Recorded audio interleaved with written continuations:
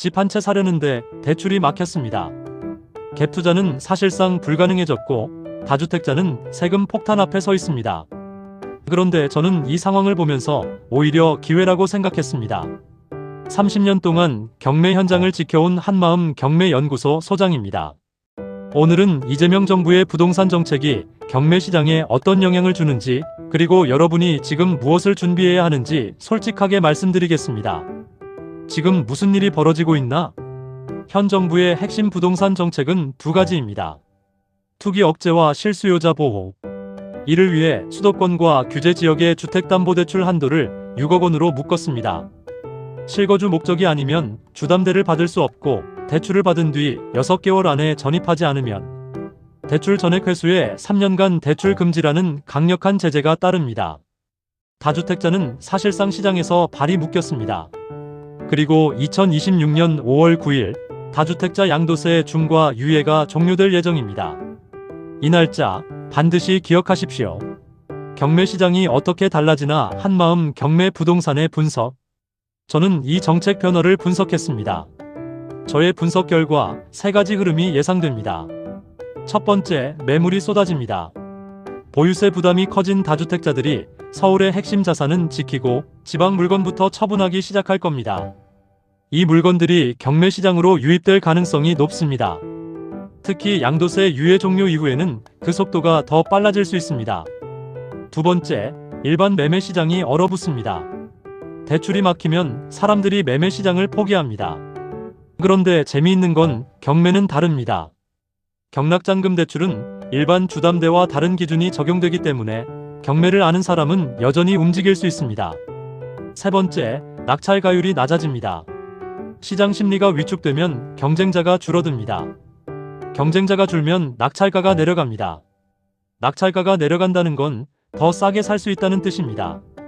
이것이 경매의 핵심 매력입니다. 30년 베테랑의 현장 판단. 30년 동안 경매 현장에서 수백 건을 분석하고 낙찰받아왔습니다. 저는 지금 이 시기가 경매 입문자에게 오히려 좋은 시기라고 봅니다. 그 이유를 말씀드리겠습니다.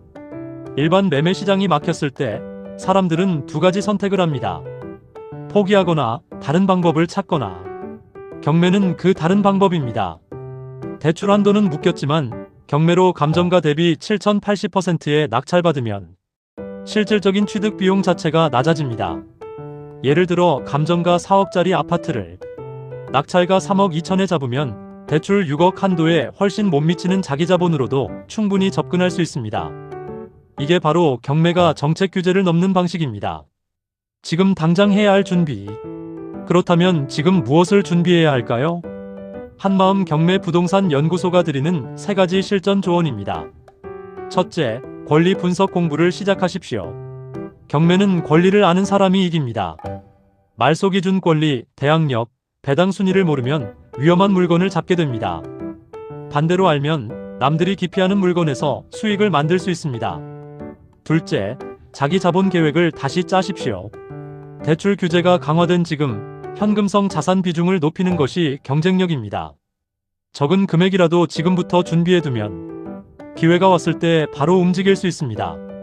셋째, 아파트 외 틈새 물건에 눈을 돌리십시오.